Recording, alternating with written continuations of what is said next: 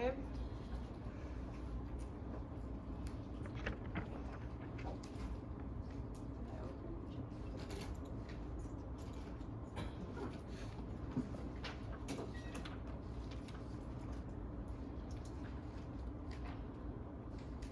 Okay, so the way you want to study this chapter, make sure that for each trisomy, whether it's trisomy 18, 21, study the images together. So for example, with trisomy 21, we know that one of the biggest things that we see with trisomy 21 is what?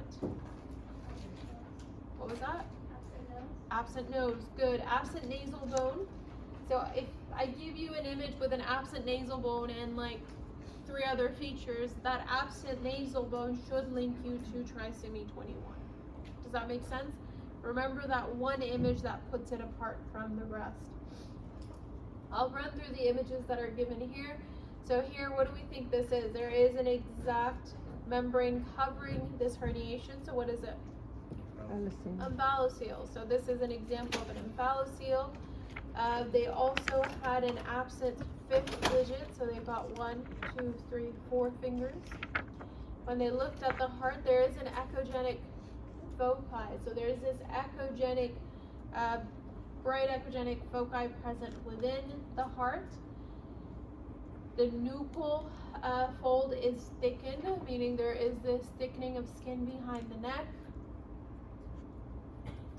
Duodenal atresia, that is also another common thing. So instead of having one stomach bubble, we've got 2 stomach bubbles.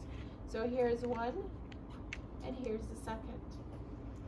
And when they looked at the heart should have, anytime you put colored Doppler on a heart, which remember we don't normally do that unless we know we need to evaluate the heart further. So now when they put colored Doppler on it, you can see that all we see is one color, meaning blood is flowing in one direction. Normally there needs to be bidirectional flow, right? There needs to be atrias and ventricles present. Here, everything is communicating together, so there is clearly atrial ventricular septal defects present, okay? There's also echogenic bowel. Remember, echogenic bowel, we look at the bowel in comparison to any bone, and you can clearly see that bowel is equally as echogenic as bone. That is considered echogenic bowel.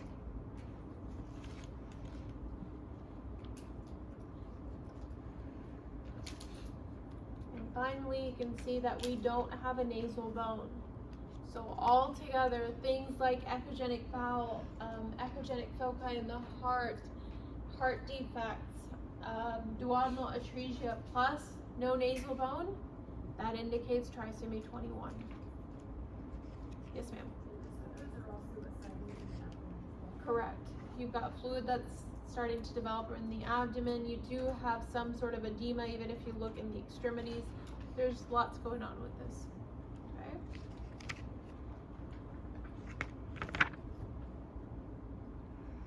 Okay, next we have trisomy 18, and what was the most common thing I said to remember for trisomy 18? Coracoid plexus. So here you can clearly see we've got bilateral cysts within the coracoid plex. So that is the most common thing seen with trisomy 18.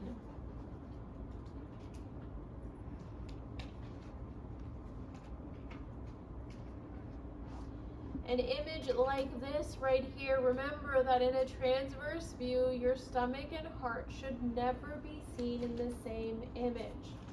This image isn't in your book, but remember this image. Anytime you see the heart and stomach in the same plane of view, that is an abnormality. There is some sort of a hernia present that's allowing that stomach to come up, right? The heart is in the thoracic cavity. The stomach is in the abdomen cavity. They should not be seen in one view in a transverse view, right? So this is showing us a diaphragmatic hernia because the stomach is herniated to the same level of the heart. Yes, ma'am. With identifying the stomach, is there any kind of paracelsus inside or extracting that would differentiate that from the sinuses? Yes, you will see, and actually this, with diaphragmatic hernias, a lot of the time as the fetus breathes, you'll see it move in and out. So because a diaphragmatic hernia is just an opening in that diaphragm, so it's going to continuously move in and out. So you will see it, and there will be peristalsis because it's still connected to the rest of the system. Okay. Next we have trisomy 13. So for trisomy 13, remember which ones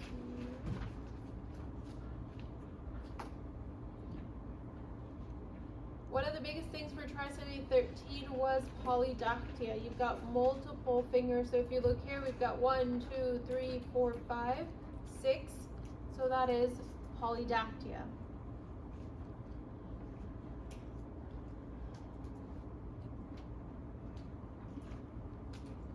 Again, a lot of these overlap, but here we have a missing eye, so we only have one eye present.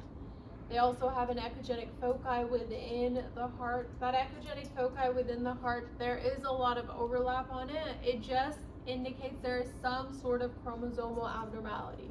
Anytime you see a bright echogenic foci within the heart, that is going to indicate that there is some sort of abnormality. Also, we have talipes here, so you can clearly see, here's the leg, and you can see that that foot is turned inwards. Okay, and again, that echogenic foci. So remember talipes, and then your multiple digits for trisomy 13. And Turner syndrome, we've already looked at it, but remember that one is associated with cystic hygromas. And anytime you see a cystic hygroma plus hydrops, that is going to indicate prognosis for mortality.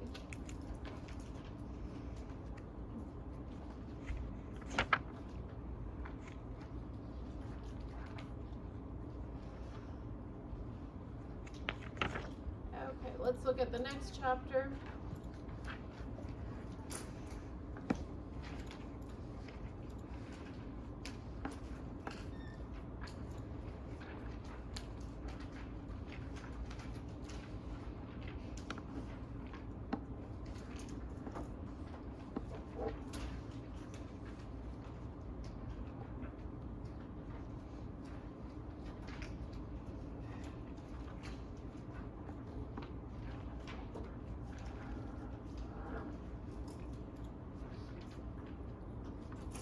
Okay, this chapter we were looking at high-risk pregnancies, and the first thing we looked at was R8 sensitivity. What does R8 sensitivity cause?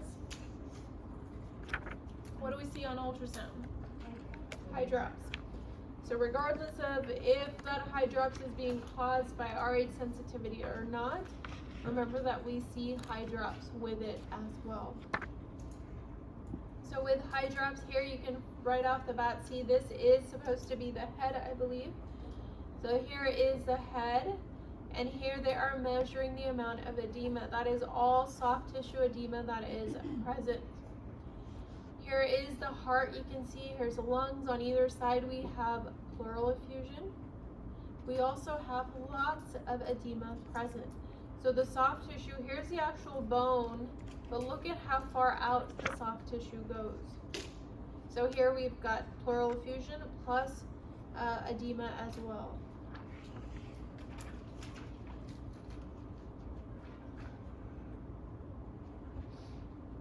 Here we've got pleural effusion, we've got ascites, we've got edema present.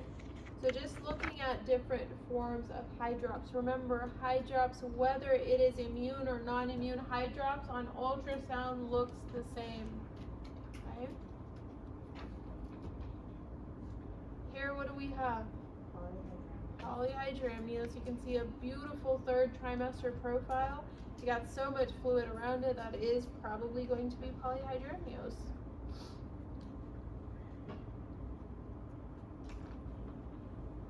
If I give you an image like this and I point an arrow to this, what is that? A needle. Anytime you've got this bright echogenic line coming in, abdomen or OB, that is a needle. There is some sort of an invasive procedure being done.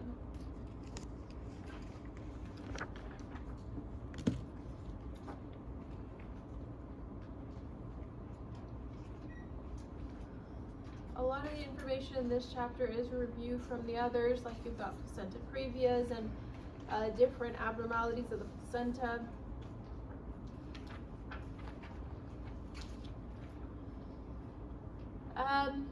When it comes to your macrosomic fetuses, anytime you see multiple rolls like this of soft tissue, that is indicating macrosomia.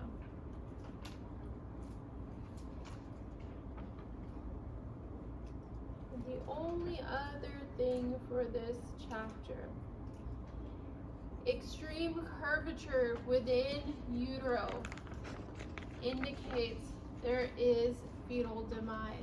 Anytime the spine is curved to this extent in utero, both of these you can see here, again, you've got the spine, essentially the fetus curves in and out on itself and there's extreme curvature.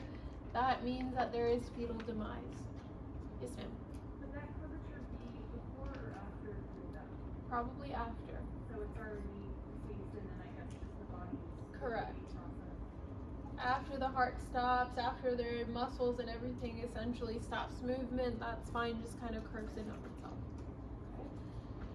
Okay. Here we also have a hygroma present in this one. But regardless, both of these are indicating fetal demise because of that extreme curvature.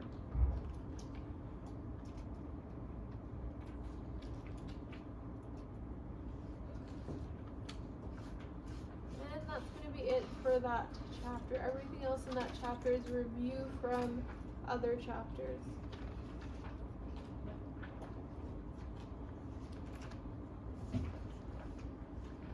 Chapter 53, there's no images, because that's the chapter that's looking at your growth parameters. There's no images for that one.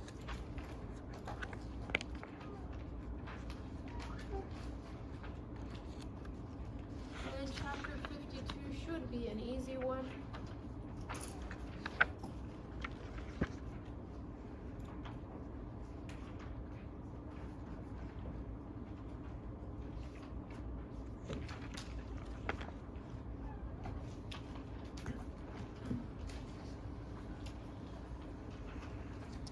Okay, chapter 52 looks at your normal anatomy that you should see when making different measurements.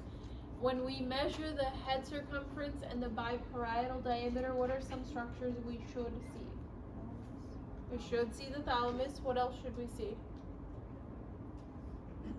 The CSP. The thalamus and the CSP are your biggest landmarks. You should see the falx as well, but you will see the falx at different levels as well. That's why the two key things that you should see, CSP, meaning your cavum septum pellucidum, as well as the thalamus. So if you look right here, here is the thalamus, and this C is indicating where the cavum septum pellucidum is. Those are the two structures you want to see that at this level, because you will only see them at this level. If you deviate from this view even a little bit, you will not see those. Okay? And this is the widest aspect of the head, so this is where we do our two measurements, your BPD and head circumference. Remember, BPD is what? How do we measure it? Outer to inner. Outer to inner versus head circumference is all the way outer, all the way around. So head circumference is going to take that entire bony aspect of the head within it. Bony aspect. We don't include soft tissue for head circumference. That is why head circumference is not good for a growth parameter, but it's good for dating. In abdomen circumference, we take in the soft tissue parameters around it, but in the head, we don't. Everybody okay with this one? Here again, you can see here is the thalamus, and here is the CSP.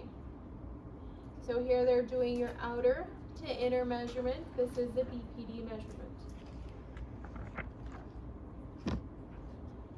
This is an early or a late first trimester, early second trimester when your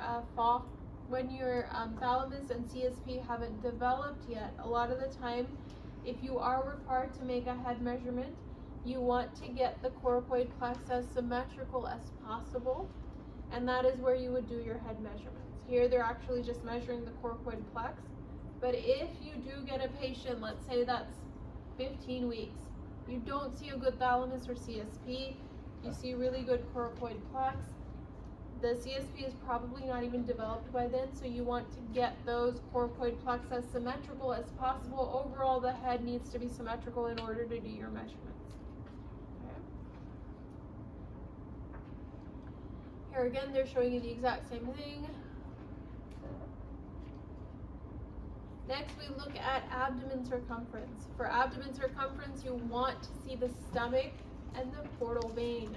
Those are your two landmarks. Again, you will see spine throughout the abdomen cavity, so that's not generally your distinguishing factor, but here is the spine. Here's the stomach, and you can see the umbilical vein entering in. So this is where we measure your abdomen circumference, and in the abdomen circumference we include your soft tissue. So if you look right here, you can see their calipers are including this little bit of soft tissue that's present there.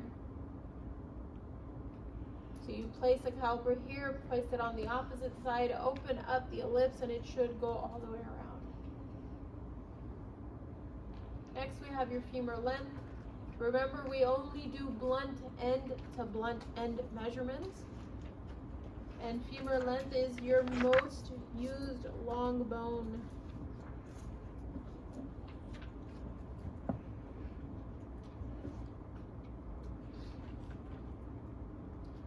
A few of the other measurements that I want you guys to be aware of are your cerebellum measurement. So here we are seeing the cerebellum. What is in front of the cerebellum right here? Peduncles. Good job. Anytime you see the cerebellum, it is not the thalamus that you see, it is the peduncles. Alright, right in front of the cerebellum. They look very similar to the thalamus, but this is not the thalamus if you're seeing the cerebellum. Okay, so this is going to be the peduncles. Posterior to the cerebellum, what do we have? Cisterna magna. So you can, there's a measurement being done here for the cisterna magna and then the cerebellum.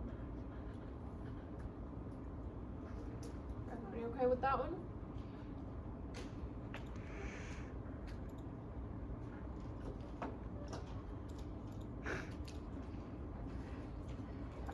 Okay, last chapter, guys, 51.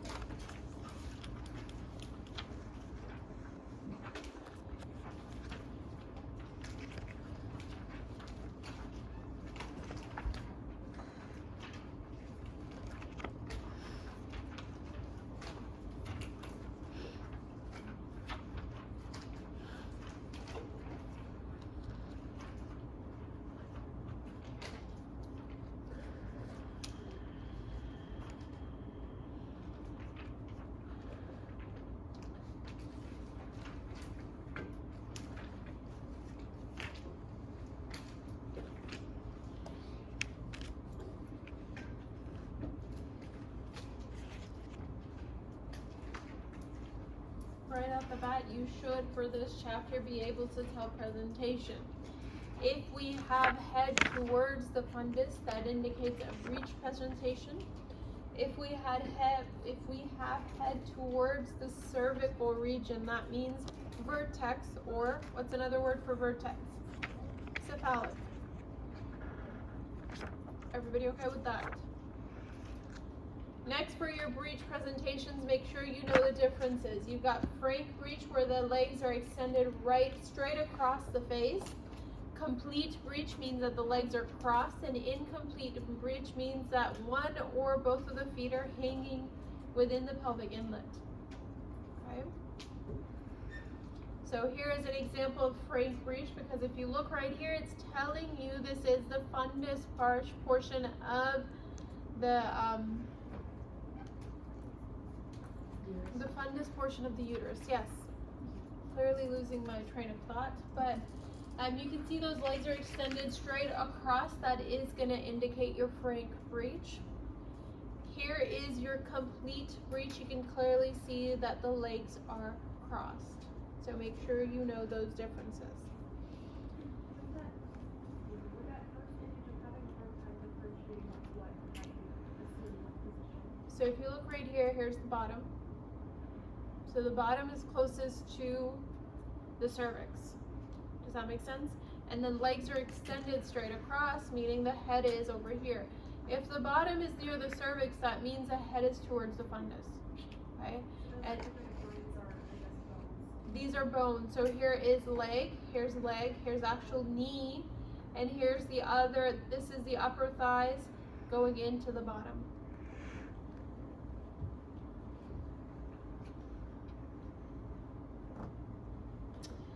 So these images, it says image A was taken in a sagittal view. However, the images we got are in a transverse view. What does that indicate? That indicates transverse lie. Remember, transverse lie is when we are scanning, whichever view we are scanning in, we actually see the opposite. Okay, and with transverse view, that just means that the baby is lying straight across. Either we've got a head to the right, to the left, but baby's laying straight across. It's not up and down like we need it to be. Generally, transverse lies don't last for a long period of time because that's just not the nature of a pregnancy. The only way that this persists is if there's some sort of a mass, there's a fibroid, there's something causing the fetus to lie in this position. Okay? Next, we get into brain anatomy. If you struggled with brain anatomy, make sure, let me tell you the page number.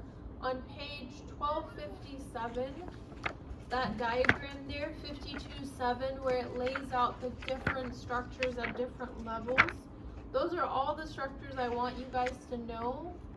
And essentially all that diagram is doing is showing you at different levels. So the highest level, all you see is your inner hemispheric fissure. You move lower, you see the lateral ventricles, and further on. Make sure you're able to identify all of those. Yes, ma'am. 1257. It's actually in chapter 52. So looking at that, so highest up, all we see is your inner hemispheric fissure right here, or the fox. We move a little bit lower than that and we start seeing your lateral ventricles. Within the lateral ventricles, we have coracoid plex. Here's the fox again. Everybody okay with those? We move further lower and we are able to see the thalamus, the CSP. Same thing here, thalamus and CSP. And then you'll move lower. I'm going to skip those. We're going to move lower and then we'll see the cerebellum, cisterna magna. So make sure you know those structures. So your fox, lateral ventricles, coracoid plex, thalamus, CSP, cerebellum, peduncles, cisterna magna. Those should all be identifiable on an image. Yes, ma'am? Where is the front of the baby's head? So this is the back of the head. This is the front of the head. And image B. Here's the front of the head. Here's the back of the head. So here they are showing you, what are these right here? That's the peduncles. Okay, what are these? Thalamus. Good. They're showing you that difference. Okay? So look, they do look similar. Thalamus is generally larger than the peduncles, 1. 2, with the thalamus, you should not see the cerebellum. There's no way you should see the cerebellum. With the thalamus, you will see the CSP, versus with the peduncles, you will see the cerebellum. Okay? And I would not give you, I'm not going to throw you out. That's exactly what I'm going to show you. Okay? The rest of all of this that your book talks about, I don't care for you guys to know. Okay, so focus on those things that I said. Other than that, don't worry about any of the anatomy that's in there. Okay?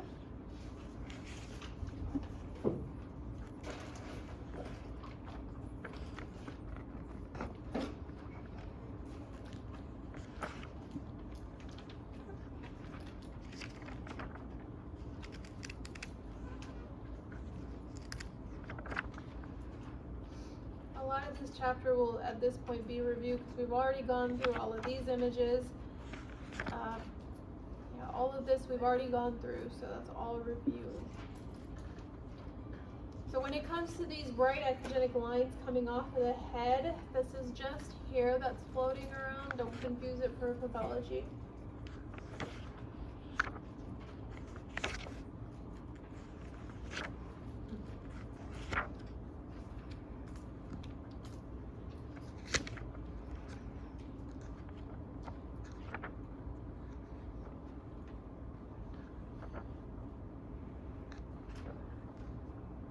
Here is the actual spine in a transverse view. Remember that it creates kind of like this triangular or the roof of a house. And here is the actual spinal column. On either side of this, here's one kidney, and here's the opposite kidney. Okay.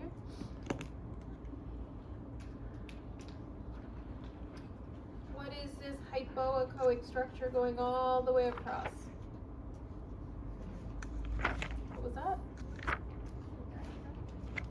It is the diaphragm.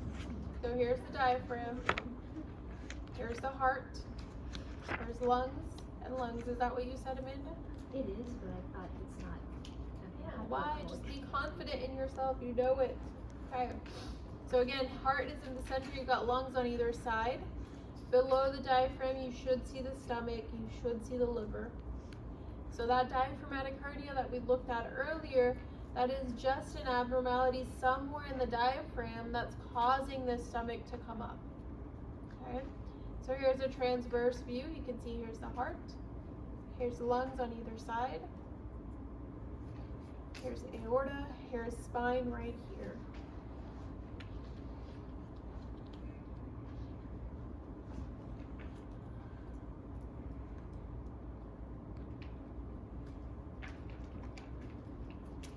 For the heart, make sure you know the different structures. You've got your left atrium that's closest to the spine. The foramen ovale does open into the left atrium. The right atrium is the opposite. Then we have left ventricle versus right ventricle. The matrial valve is located on the right side. The matrial valve is located on the left side. The tricuspid valve is located on the right. Okay? Make sure you know the normal anatomy of a heart.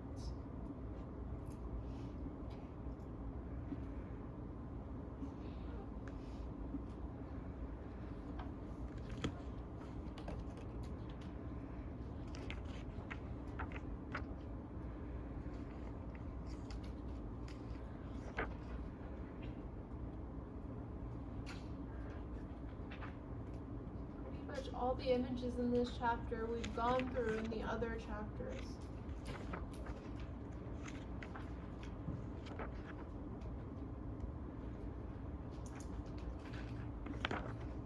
What is this, guys, right here? Echogenic bowel. Good, echogenic bowel. You can see that that is bowel that is quite literally the same brightness as the spine, so that is defined as echogenic bowel.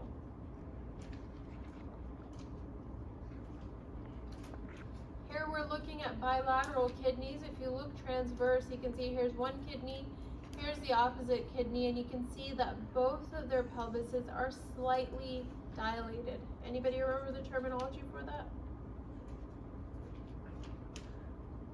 Pilolectasis. Okay.